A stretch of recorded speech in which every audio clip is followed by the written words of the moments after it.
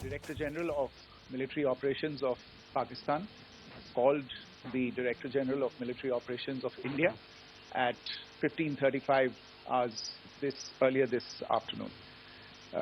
It was agreed between them that both sides would stop all firing and military action on land and in the air and sea with effect from 1700 hours Indian Standard Time today. Instructions have been given on both sides to give effect to this understanding. The Directors General of Military Operations will talk again on the 12th of May at 1200 hours. Good morning and welcome to Market Cafe, a show where we bring the news and updates inside the country and around the globe, but more importantly, the news about Operation Sindoor is underway. With me is Kanishka Sarkar. Kanishka, good morning. India has made clear now that its key objectives have been accomplished. Absolutely, Ankur. Good morning, first of all. Let's get first to the most important updates of the hour. Now, following the May 10th ceasefire announcement, the Indian Armed Forces detailed the objectives and impact of Operation Sindoor, a coordinated tri-services strike in response to the Pahalgam terror attack. Now, they explained that 9 terror camps were hit with over 100 terrorists eliminated, including high-value operatives like Mudassir Khaidin Khas, Hafiz Muhammad Jamil. After Pakistan's retaliatory drone strikes, India responded with calibrated attacks on 11 air bases, including Sahargoda, Sukur and Jakogabad. Air Marshal A.K. Bharti confirmed that all Indian pilots are safely back and stated, and I quote, "We have achieved all our objectives." The press briefing led by top Army, Navy and Air Force officials acknowledged 5 Indian casualties. Meanwhile, a Pakistani missile that landed in Rajasthan was safely defused. The government sources have also indicated that India's decisive strikes forced Pakistan to call for peace. They also clarified that no Indian pilot is in custody.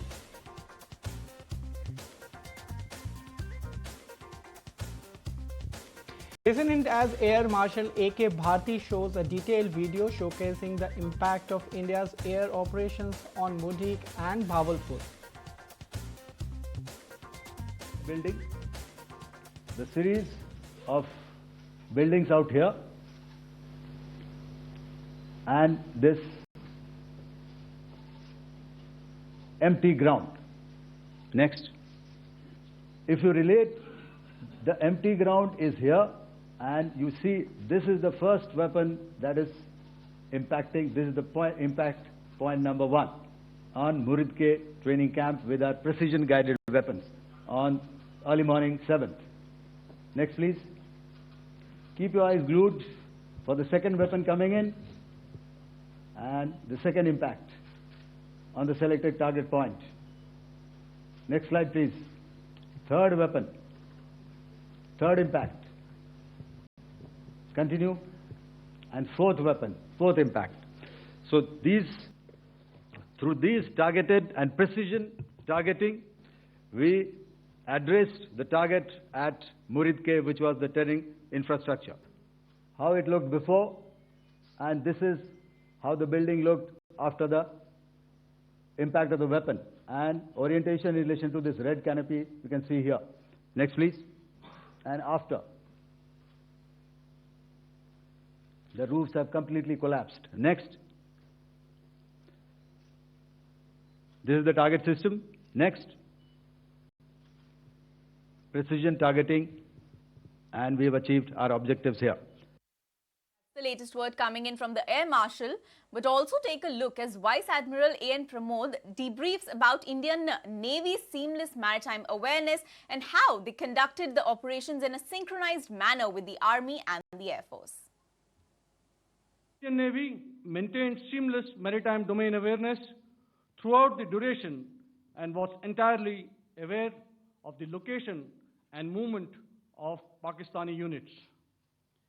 In effect, we had and continue to have good battle space transparency using our maritime domain awareness grid.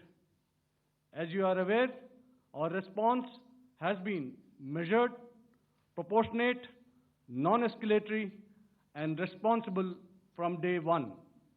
Accordingly, the calibrated approach considered all options, including the ability of the Indian Navy for offensive action from and at sea. As part of this escalation control mechanism, the application of force by the Navy was planned in a synchronized manner in coordination with the Army and Air Force, the highlight being teams from the three services working closely in an integrated manner. Army Chief has given full authority to our Army Commander for counter-action in case of any violation by Pakistan, says DGMO Lieutenant General Rajiv Ghai, after Pakistan violated ceasefire hours after agreement. Let's listen in.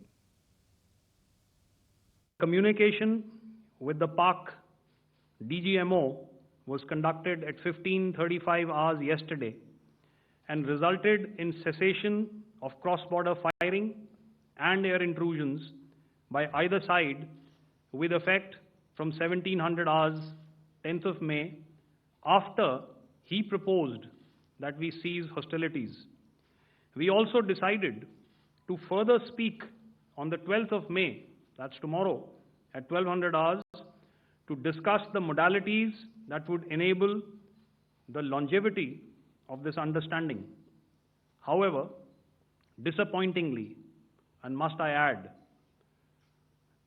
expectedly, it took only a couple of hours for the Pakistan Army to violate these arrangements by cross-border and across the line of control firing, followed by drone intrusions across the expanse of the Western Front through last night and in the early hours of the morning today.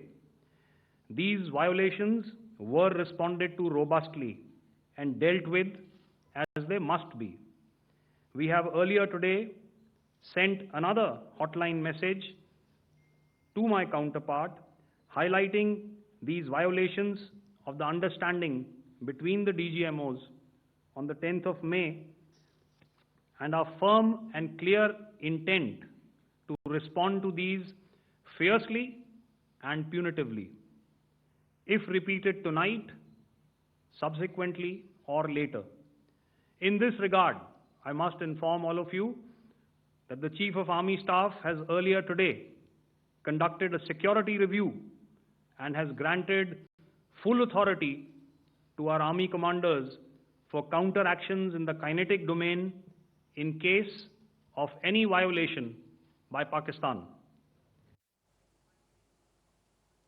All right, then as we await the briefing at 12, Defence Minister Rajnath Singh has also called the Operation Sindoor not just a military response, but a symbol of India's political, social and strategic willpower. Speaking virtually at the inauguration of the BrahMos Integration and Testing Facility in Lucknow, Singh said that the operation proved that no terror safe haven is out of India's reach. Now, he has praised the armed forces for delivering justice to victims of terrorism and condemned Pakistan for targeting civilian areas. On the new BrahMos facility, Singh said that it will boost India's self-defense reliance in defense and create thousands of jobs. Now, the move aligns with India's goal of becoming a global defense exporter under the Make in India push. Let's listen in. Operation Sindoor सिर्फ एक सैन्य कार्रवाई भर नहीं है, बल्कि भारत की राजनीतिक, सामाजिक और सामरिक इच्छा शक्ति का प्रतीक है। यह ऑपरेशन आतंकवाद के खिलाफ भारत की दृढ़ इच्छा शक्ति का और सैन्य शक्ति की क्षमता और संकल्प शक्ति का भी प्रदर्शन है। हमने दिखाया है, भारत आतंकवाद के खिलाफ जब भी कोई कार्रवाई करेगा तो आतंकवादियों और उनके आकाओं के लिए सरहद पार की जमीन भी सुरक्षित नहीं रहेगी। भारतीय सेनाओं ने ऑपरेशन सिंदूर को पाकिस्तान में मौजूद आतंकी ढांचा ढहाने के उद्देश्य से लॉन्च किया था। हमने उनके आम नागरिकों को कभी निशाना नहीं बनाया था, मगर पाकिस्तान ने न केवल भारत के नागरिक इलाकों को निशाना बनाया, बल्कि मंदिर, गुरुद्वारा, गिरजाघर पर भी हमले करने का प्रयास किया। भारतीय सेना ने शौर्य और पराक्रम के साथ साथ संयम का भी परिचय देते हुए पाकिस्तान के अन्य ठिकानों पर भी प्रहार करके करारा जवाब दिया है।